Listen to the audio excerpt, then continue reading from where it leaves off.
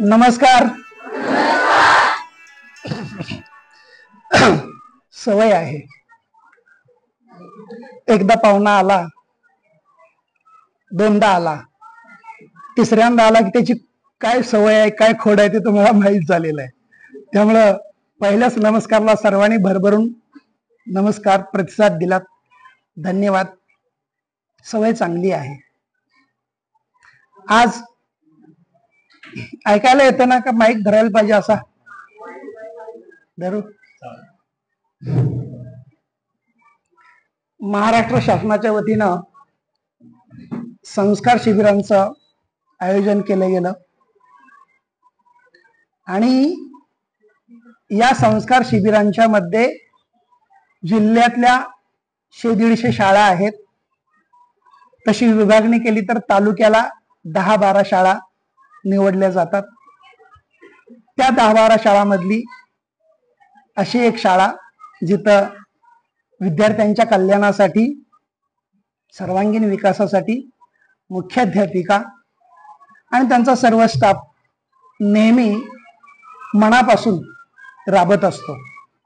या शाळेच्या मुख्याध्यापिका, तुमचे वर्ग शिक्षक, सर्व शिक्षक आणि आपल्या पाल्याचा विकास हे जीवनातलं महत्वाचं ध्येय मानून आज उपस्थित असलेले सर्व पालक बंधू भगिनी, पालक बंधू भगिनींना मला एक विनंती करायची आहे. आज आपली प्रतिष्ठा, आपलं घर कसं आहे, किती मजली आहे, त्याची बांधणी कशी झालेली आहे, आपलं फर्निचर कसं आहे, तुम्ही कपडे कसे वापरता, दागिने किती घालता आणि कोणत्या तुम्हाला सवयी आहेत यावरती मोजमाप केलं जातं. परंतु जर हे मोजमाप भविष्यात असं चांगल्या प्रकारे टिकून राहावं असं वाटत असेल तर स्थावर मालमत्ता, दागिने, जंगम मालमत्ता यापेक्षा आपल्या मुलांच्याकडे चांगलं लक्ष दिलं पाहिजे. शेताच्या 7 बाऱ्यापेक्षा हा 7 बारा आपल्या भविष्यात अतिशय उपयोगाचा आहे. आणि म्हणून त्यांच्यावर चांगले संस्कार करणं, त्यांना चांगलं अन्न देणं आणि वाचायला चांगली पुस्तकं देणं, या 3 गोष्टी केल्यात तर भविष्यात कधीही पश्चाताप करायची वेळ येणार नाही.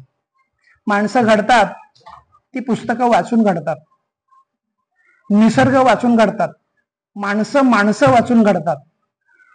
तुमच्यात आणि माझ्यात एवढाच फरक असतो की तुमच्यापेक्षा एखादं वेगळं पुस्तक मी वाचलेलं असतं आणि म्हणून तुमच्या समोर इथं अभिमानानं उभं राहून 2 शब्द सांगू शकतो. तर हे वाचनाचं व्यसन आहे, ते मुलांना लावलं पाहिजे. आजकाल समाज माध्यमांचा इतका मारा मुलांच्यावर होतोय की नको असं वाटायला लागतं आणि त्या माऱ्याचे हकदार किंवा जबाबदार आपणच असतो. आईला मालिका बघायची असते, बाबांना बातम्या बघायच्या असतात. आपली सर्वांची घरं काही इतकी मोठी नाहीत, सर्वांची म्हणतो मी, काही लोकांची आहेत की मुलाला अभ्यासाची खोली वेगळी, त्याची झोपायची खोली वेगळी, स्वयंपाकघर वेगळं, हॉल वेगळा आणि त्या हॉलमध्ये मग टीव्ही. माझ्या तर घरात अद्याप एवढ्या सोयी नाही आहेत. आमचं स्वयंपाकघर आणि हॉल जोडलेलाच आहे. त्या हॉलमध्येच टीव्ही असतो, तिथंच एका बाजूला मुलं अभ्यास करायला बसवतो, टीव्ही चालू असतो. आईला नाकारता येत नाही, ती टीव्ही म्हणते मला पाहिजेच.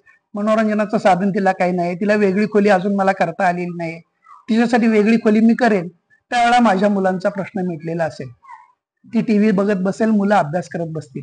जर आपण या समाज माध्यमांच्या आहारी गेलो किंवा दादा एका कोपऱ्यात मोबाईल घेऊन स्क्रोलिंग करत बसलेला असतो, आई दुसऱ्या कोपऱ्यात बसलेली असते, बाबा तिसऱ्या कोपऱ्यात, कमीत कमी 3 अँड्रॉइड मोबाईल आता घरोघरी झालेलेच आहेत. मोबाईल नाही असं घर सापडणार नाही. झोपडी सापडेल पण घर, झोपडीत सुद्धा आले. परवा एका मुलगा आला होता, कुठे राहतोस तर जोशीनगर झोपडपट्टीमध्ये. आणि मग म्हटलं चल आमचा एक फोटो काढ. फोटो काढ म्हटलं तिनं खिशातनं फोन काढला. आयफोन. काय करतोस? कचरा वेचतो म्हणलं. कचरा वेचतो. त्या मुलाकडे आयफोन आलेला आहे. म्हणजे ही माध्यम इतके स्वस्त झालेले आहेत की त्यामुळं आपल्या जीवनाचा नकाशा, आपल्या जीवनाचं चित्र बिघडायला सुरुवात झालेली आहे. त्याच्यापासून जर मुलांना दूर करायचं असेल तर आपण स्वतः पहिल्या सवयी या लावून घेतल्या पाहिजेत की मी ठराविक वेळेला टीव्ही बघेन, मुलं शाळेला जातील त्यावेळेला बघेन, मुलांचा अभ्यास झाल्यानंतर बघेन, किंवा काही ठराविक वेळ जिथं मुलांना डिस्टर्ब होणार नाही अशा वेळी मी बघेन. अन्यथा मग दुसरी चांगली गोष्ट आहे की आपण त्यांना अभ्यासाची चांगली वेगळी खोली सोय करून द्यावी, जिथं चांगला प्रकाश असेल, जिथं त्याला इतर कुठल्याही साधनांचा त्रास होणार नाही. आता साधनांचा त्रास होणार नाही म्हटलं तरी डोकं असं भणभणायला लागतं. मी पूर्वी गल्लीत बाजूला एका बोळात राहत होतो, खूप समाधानी होतो. कुठून भिकार बुद्धी आठवलीनी हम रस्त्याला घर बांधायला जागा घेतली, घर बांधलं आणि चांगलं 2 मजली बांधलंय. पण एकही दिवस असा खाडा जात नाही की रस्त्यावरनं संध्याकाळी सकाळी काहीतरी गडबड चाललेली आहे. लग्न सराई तर सोडाच, गणेशोत्सव शिवजयंती सोडाच, 3-3दा होतात. त्या गणेशोत्सवाचे 10 दिवस असतात, चालू असतात. त्या सगळ्याचा मारा माझ्या घरावरती होत असतो, शेजाऱ्यांच्याही घरावर होत असतो. तक्रार कुणाकडे करायची? आपलेच मित्र, आपलेच भाऊबंद, आपलेच गावकरी प्रतिष्ठित असतात. आणि त्याचा त्रास व्हायला लागला म्हणून म्हणलं की डोकं फिरलं आणि मी इथं घर घेतलं. पूर्वी बोळात किंवा बाजूला होतो ते बरं होतं, तिथे या गोष्टीचा काही त्रास होत नाही. अनेक चल अशी असतात की ती बाहेरनं आपल्या व्यक्तिमत्वावर, आपल्या घरावर परिणाम करत असतात. त्यातलं हे एक वेड आहे. डॉल्बीचा आवाज असेल, स्पीकरचा आवाज असेल, आपण ही पथ्य आता पाळली पाहिजेत. ध्वनी प्रदूषण, पाणी प्रदूषण, मृदा प्रदूषण, ह्या सगळ्या प्रदूषणामधनं नवी पिढी बिघडायला लागलेली आहे. पूर्वीच्या पिढीनं जो ज्वारीची भाकरी, आंबाड्याची भाजी खाल्ली, उडीदाचं डांगर खाल्लं, त्यांची सहनशक्ती, त्यांची प्रतिकार शक्ती आणि आपली प्रतिकार शक्ती जर बघितली तर त्याच्यामध्ये जमीन आसमानचा फरक आहे. केवळ एखाद्या पाण्याच्या ग्लासनं सुद्धा आपल्याला सर्दी येते, डोकं दुखायला लागतं आणि फ्लून आपण आजारी पडायला लागतो, औषध घेतल्याशिवाय थांबत नाही. पण तीच जर पाठीमागच्या पिढीतली माणसं बघितली, रानावनात जायची, कुठेही खायची, कुठेही प्यायची, काही त्यांना होत नव्हतं. ती सवय त्यांनी लावून घेतलेली होती. आपल्याला सवय नाही, आपल्याला बाटलीतलं दूध, बाटलीतलं पाणी प्यायची सवय लागलेली आहे आणि त्यामुळं आपल्या आरोग्याला लवकर कीड लागते, लवकर औषधांचा आधार घ्यावा लागतो. माझं वय आता 61 आहे आणि या 61 वर्षाच्या आयुष्यामध्ये मी जास्तीत जास्त 20 वेळा इंजेक्शन घेतलेलं आहे. 84 मध्ये प्राथमिक शाळेत होतो त्र्यंबोली नगरला. त्यावेळेला टायफॉइड झाला म्हणून 7 इंजेक्शन घेतली होती, 7 दिवस. त्यानंतर कोरोना काळात म्हणजे जवळजवळ 20 आणि 15 35 वर्षानंतर इन्शुलिन घ्यायला लागलं. या मधल्या काळामध्ये काही इंजेक्शन नाही, कुठलीही औषधं नाहीत. याचं कारण माझी इम्युनिटी चांगली आहे. आणि माझी इम्युनिटी का चांगली आहे हे खास करून पालकांना सांगतो मी. आता मला लाजण्यासारखी त्यात काय गोष्ट वाटत नाहीये, पण तुम्हाला कदाचित आश्चर्य वाटेल. मी आईचं दूध 12 वर्ष पिलो. किती वर्ष? 12 वर्ष. मी 1 वर्षाचा असताना माझे वडील गेले. त्यानंतर मला पाठीवर भावंड नाही, मी आई दोघेच राहत होतो घरात आणि मी दूध प्यायचो. 12 वर्षाच्या पुढे बंद का केलं? सवय सुटली कशी बघा. तर 8वीला गेलो आणि अभ्यासाला बाहेर जायला लागलं, घरात जागा नसल्यामुळं. त्यामुळं ती सवय सुटली. आणि याच्याही पेक्षा महत्वाची गोष्ट, आईचं प्रेम कसं असतं बघा. 12 वर्ष आईला दूध येत होतं. माझं पोट भरणे इतकं नाही, पण मला समाधान मिळेल एवढं दूध आईकडनं मला मिळालेलं आहे. आईचं दूध हे सगळ्यात जास्त रोगप्रतिकार शक्ती वाढवणारं असतं. त्याच्यामध्ये अनेक खनिजे असतात, घटकद्रव्य असतात आणि ती तुमचं व्यक्तिमत्व, तुमचं शारीरिक बांधा अतिशय मजबूत करत असतात. आजकाल दुसऱ्या तिसऱ्या महिन्यामध्ये तर मुलाला बाटली दाखवली जाते. आता त्यालाच आईनं बाटली दाखवली तर ती दुधाची बाटली सोडून दुसरी बाटली कधी हातात घेईल तेही सांगता येत नाहीये. दूध जोपर्यंत शक्य आहे तोपर्यंत आईनं मुलाला पाजलं पाहिजे, त्याची इम्युनिटी वाढवण्यासाठी. म्हणून म्हटलं मी की हा आपला 7-12 असतो, याच्या जीवावर आपली जीवनाचा उत्तरार्ध चाललेला असतो. आणि जर आपण यांना आता घडवण्यामध्ये जर कमी पडलो तर भविष्यात निश्चितच आपल्याला त्याचा पश्चाताप करावा लागतो. एकदा एक मुलगा शाळेतनं घराकडे आला आणि तो आईला म्हणला, आई आई हे बघ मी खोडरबर आणलाय. आई म्हणली, कुठनं आणलास? शेजारच्या मुलाच्या कंपासमधून चोरून घेतला. ठेव ठेव, झाकून ठेव, शाळा नेऊ नकोस, घरातच वापरत जा.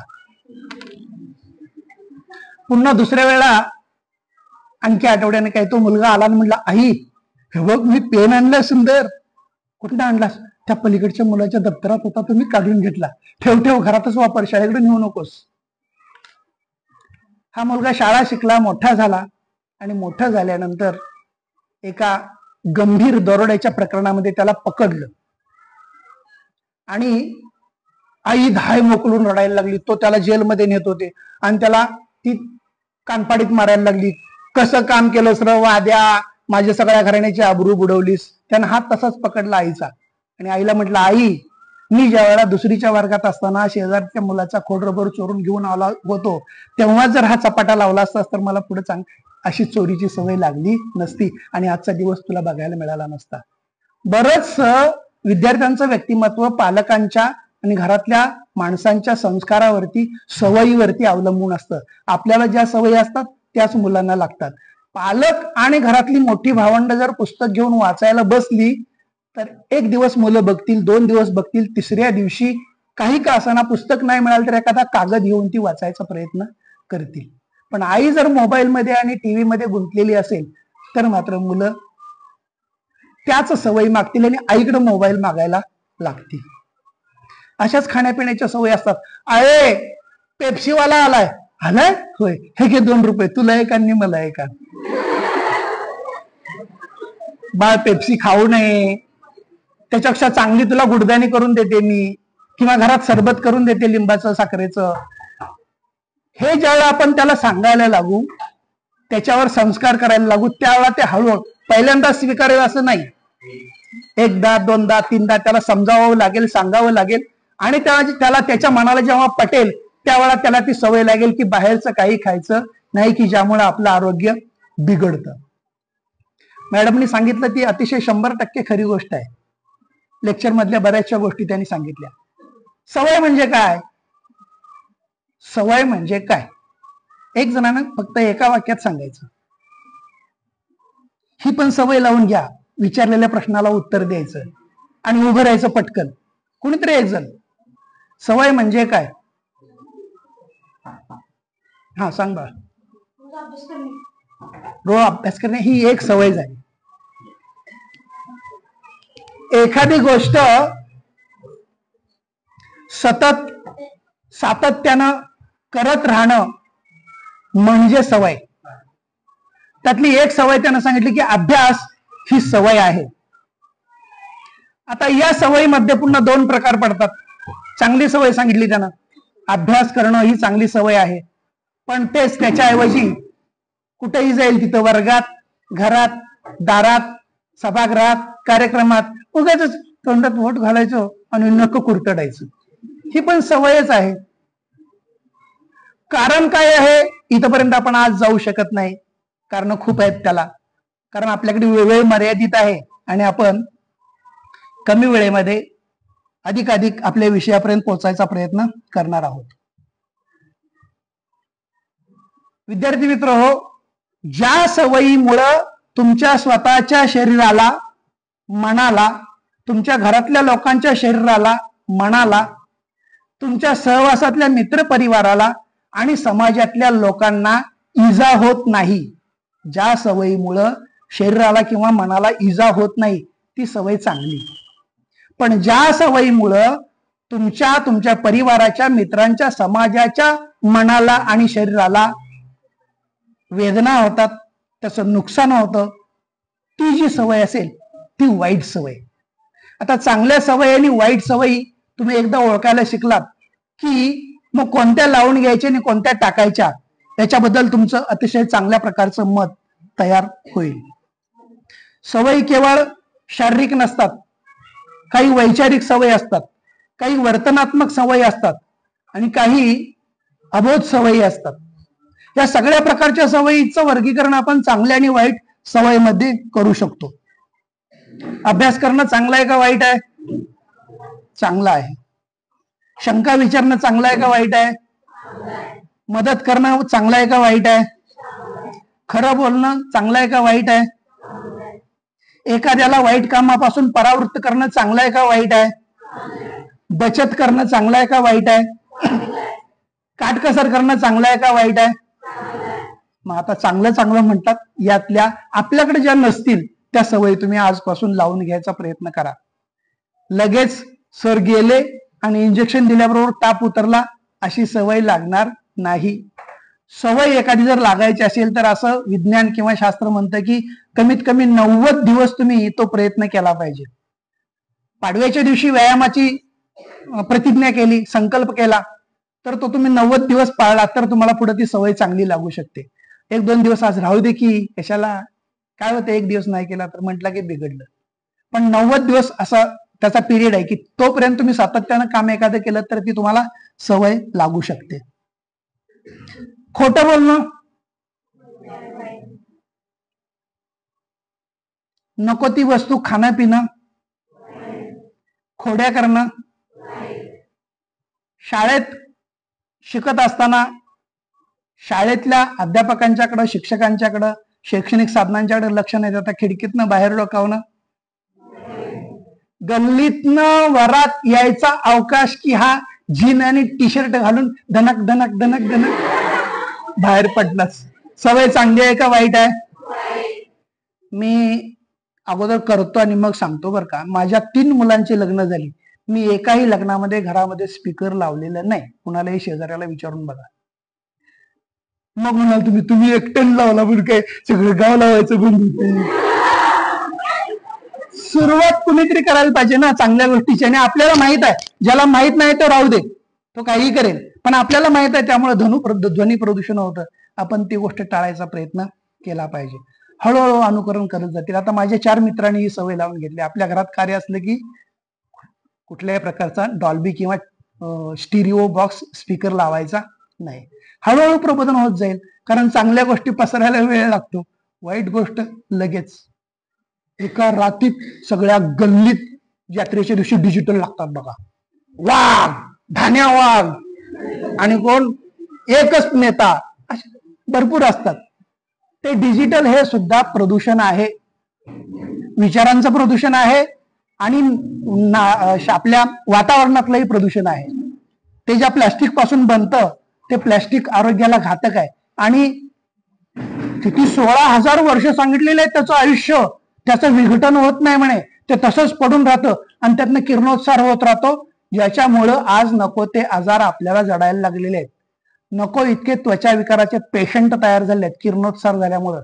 घशाचा रोग असेल, फुफ्फुसाचा रोग असेल, त्वचेचा रोग असेल, या किरणोत्सारी पदार्थामुळे होतात. केवळ बॉम्ब टाकल्यामुळेच माणसं मरतात आणि त्यांना विकलांगपणा येतो असं नाही.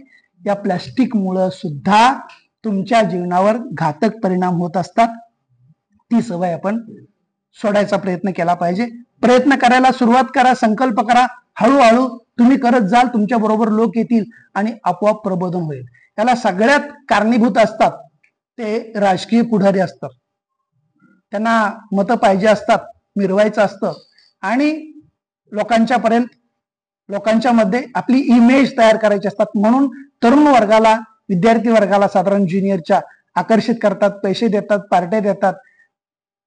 मीच माझ्याकडून माझ्यासाठी मला अशा शुभेच्छा घेतल्या जातात. म्हणजे माझा फोटो वाढदिवसाला, खाली 8-10 पोरांची नावं, शुभेच्छुक. खऱ्या अर्थानं शुभेच्छुक तिथं कळतं. शुभेच्छुक म्हणजे शुभेच्छांची इच्छा असणारा, शुभेच्छांची इच्छा असणारा. हा भाषेचा प्रश्न आहे. आणि पैसे स्वतःच दिलेले असतात.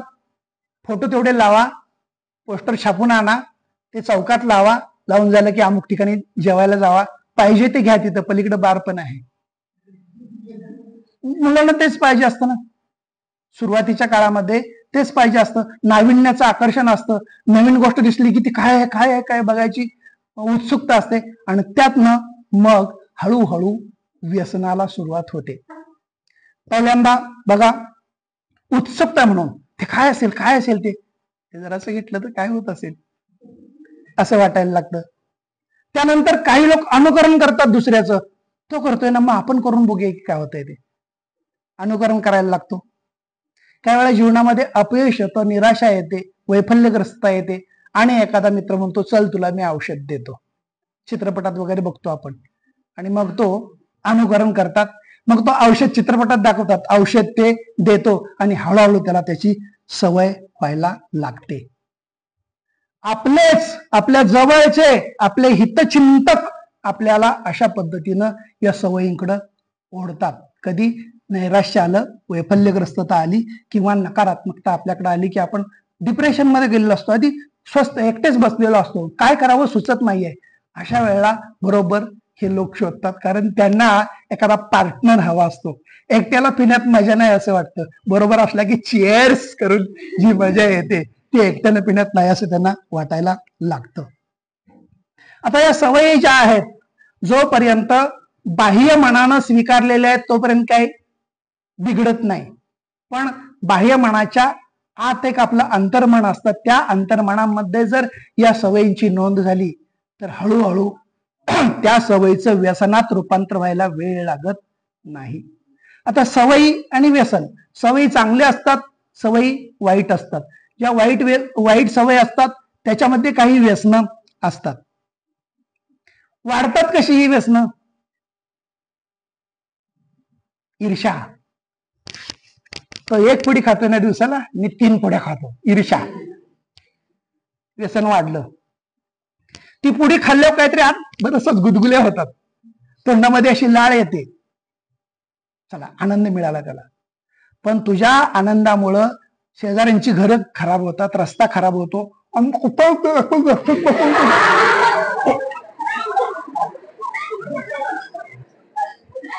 बाहेर काय वाहन चाललंय का, त्याच्या माणसाच्या अंगावर पडलं तर तो काय होईल, त्याला काय काय काय विचार नसतो, आणि सॉरी म्हटलं की यांचं व्यसन तिथं संपलेलं असतं.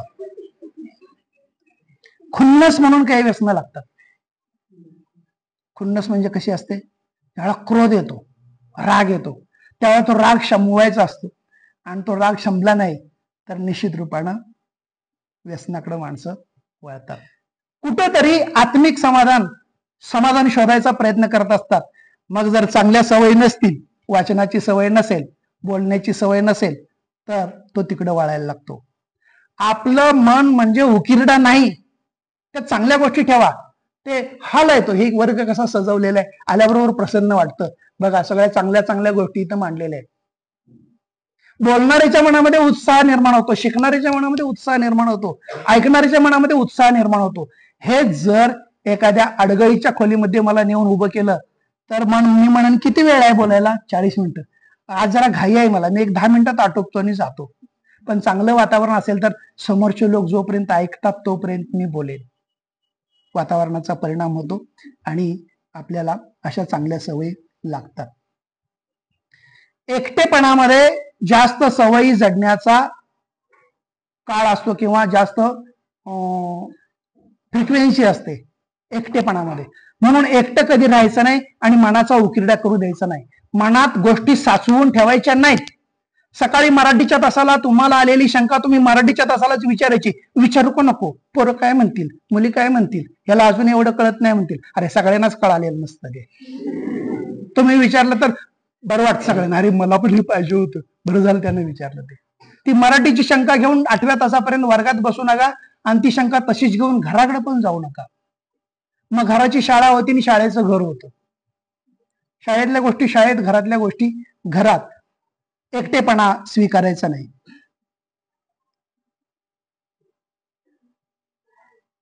एकदा जर सवय लागली तर अशी सवय इतकी चांगली असते की या चांगल्या सवयीमुळं शरीराला प्रतिक्षिप्त क्रियामध्ये बदललं जातं.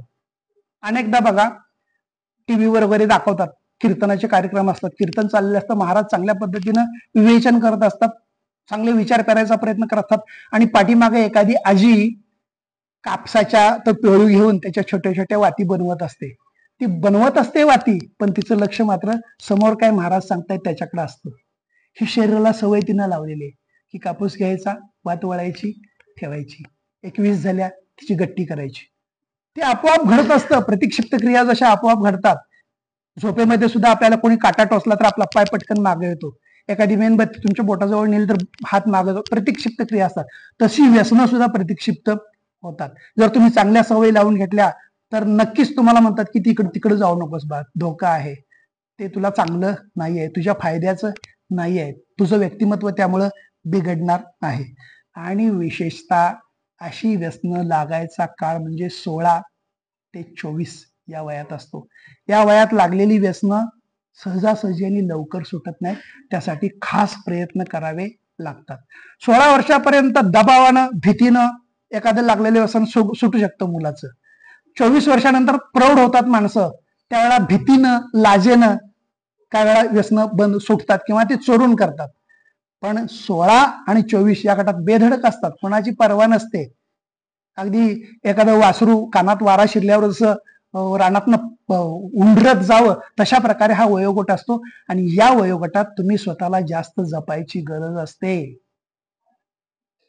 एका शाळेमधल्या, एका निवासी शाळेमधला गेल्या वर्षी मला समुपदेशनाचं काम आलं होतं.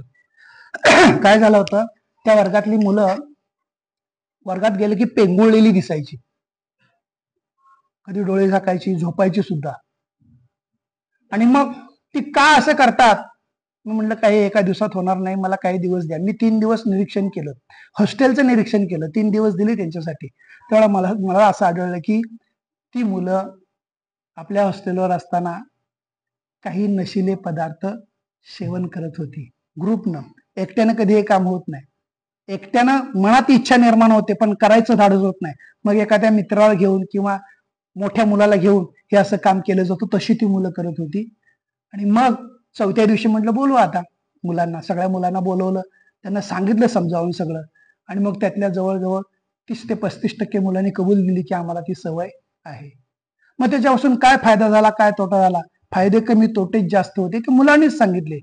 आणि म्हटलं आता तुम्ही प्रयत्न करा की ती सवय आपल्याला लागणार नाही. होतं कधी कधी असं आपल्याकडून सुद्धा, पण आपण वेळीच जर सावध झालो तर निश्चित त्याच्यापासून आपल्याला परावृत्त होता येतं. त्याच्यापासून तोटे होणारे जास्त आहेत, दुःख मिळतं त्याच्यामुळे, आपल्याला असमाधानी असतो. आपण किती घेतलं तरी बघा, रोज पितो पण आम्ही दुसऱ्या दिवशी जातोच. एक दिवस बाबा पी, तुला किती प्यायचं तेवढी पी, आणि बंद कर म्हटलं तर नाही. ती सवय लागलेली असते, कारण असमाधान त्याला दररोज होत असतं, दररोज त्याला घ्यावंच वाटतं किंवा ते खावंच असं वाटत असतं. याच्या उलटी गोष्ट असते चांगल्या सवयीची. चांगल्या सवयीनं सुख मिळतं. तुम्ही स्वच्छ सुंदर कपडे घालून आलात, छान गाणं म्हटलं, मी रेकॉर्डिंग करून घेतलं, मी माझ्या शाळेत गेल्यानंतर सांगेन छान गाणं होतं बघा, व्यसनमुक्तीवरचं सुंदर गाणं होतं, अशा प्रकारचं तुम्ही गाणं म्हणायला शिका, मुलांना सांगेन मी, मला समाधान मिळेल. गाणं गायल्यानंतर मुलांना मिळेल, आज ज्यांनी म्हटलं त्यांनाही ते समाधान मिळालेलं असेल. मन शांत असतं. व्यसनी जेव्हा आपण नसतो त्यावेळेला मन शांत असतं, कुठला राक्षस आपल्या डोक्यात शिरलेला नसतो. आणि जर असा का राक्षस एकदा डोक्यात आपल्या शिरला तर अशांती आणि वेदना निर्माण व्हायला सुरुवात होते. मोबाईलचं सुद्धा व्यसन लागतं मुलांना. मध्ये एक व्हिडिओ आला होता, ते पोरग हात पंजा असा धरायचं, पुढे मोबाईल नाही दिला तर, आणि त्याच्यावर बोट मारायचा असा प्रयत्न करायचा. आणि फार काळ मोबाईल हातात नाही मिळाला तर त्याच्या हाताला आकडी अशी यायची, हात थरथरायचे. प्रत्यक्ष डॉक्टरांनी व्हिडिओ टाकलेला होता. कशामुळं? ती सवय लागली आणि तिचं वेदने, त्याला मनाला वेदना व्हायला लागल्या, माझ्या हातात मोबाईल नाही. मोबाईल न मिळाल्यामुळं आत्महत्या केल्याची उदाहरणं पेपरमध्ये आणि आपल्या टीव्हीवरती बातम्यामधून आपण बघत असतो. याच्या उलट चांगल्या सवयी आनंद देतात, सुख देतात, शांती देतात आणि समाधान देतात. म्हणून आपण या वाईट सवयींकडून चांगल्या सवयीकडे वळायला पाहिजे. वर्तनातल्या काही सवयी चांगल्या आहेत. बोलणं चांगलं असतं, काही वेळा वाईट पण असतं. ए वासाड्या कुठं निघालायस, सवय असते ना ती.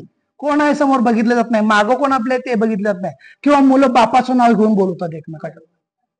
ही सवय आहे ना तुम्हाला, सवय लागली की नाही एकदा ती त्या सवयीचं व्यसनामध्ये रूपांतर होतं आणि ते वाईट आहे. बोलणं चांगलं असलं पाहिजे. आपलं बोलणं चांगलं असेल. तुम्हाला गोष्टी आवडतात ना? आवडतात का?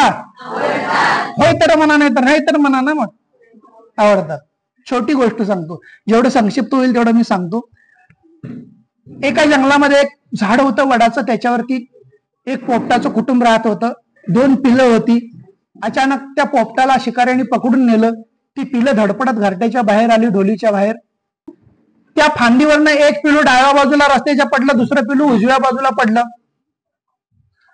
थोड्या वेळानं एक साधू त्या मार्गाने प्रवास करत होते. उजव्या बाजूला पडलेलं पिल्लू त्यांना दिसलं. ते म्हणले, अरे रे रे, ते गावाकडे चालले होते. अरे रे, हे पिल्लू जर इथंच पडलं तर याला कोणतरी खाईल, याला आपण बघूया कशाचं आहे, काय खातं का घरात बघूया, पीठ दूध काहीतरी चारून बघूया. त्याने ते नेलं त्याला, त्यांच्या आश्रमात ते राहायला लागलं. दुसऱ्या रस्त्यानं गावाकडं दरोडा चोरी करून दरोडेखोरांची टोळी येत होती डाव्या बाजूनं. तिथे त्यांना डाव्या बाजूला ते दुसरं पिल्लू पडलेलं दिसलं. त्यांनी ते उचललं, बघूया काय याचा आपल्याला उपयोग होतो का, बघूया चोरी करायला वगैरे, म्हणून त्यांनी घरला नेलं, त्याला सांभाळलं. आता वातावरणाचा परिणाम त्या दोघांच्यावर काय झाला? महाराजांच्या आश्रमात जे पिल्लू होतं ते माणसं आली की नमस्कार, राम राम असं म्हणायचं. सवयीचा परिणाम. महाराज नेहमी आलेल्या लोकांचं स्वागत करायचे, चांगली वचनं बोलायचे. ते अनुकरण करतात. पोपट अनुकरणीय असतो. दरोडेखोरांच्या गुहेमध्ये जे पिल्लू होतं ते, हे हरामखोरा कशाला आलाय, चल, वगैरे नाही ते डोक्याला ताप असं ते बोलायला लागलं किंवा शिवाय द्यायला लागलं. संगतीचा परिणाम होत असतो. म्हणून संगती चांगलीच करायला पाहिजे. काही लोकांना हातवारे करायची सवय असते. चांगले हातवारे असले तर ठीक आहे. तिकडे एकदा मी ते शाळेत गेलो होतो. ही एक माझी हातवारी सवय. तिकडे एकदा की नाही मी ते शाळेत गेलो होतो. 2 सवयी आहेत. मी निर्देश केला आणि दुसऱ्या हाताने खाजवलं. न कळत तुमच्या मनामधनं हसू आलं आणि ते बाहेर पडलं. काय एवढा माणूस चांगलं बोलायला लागला, सांगायला लागला आणि उगीच दाढी खाजवायला लागलाय.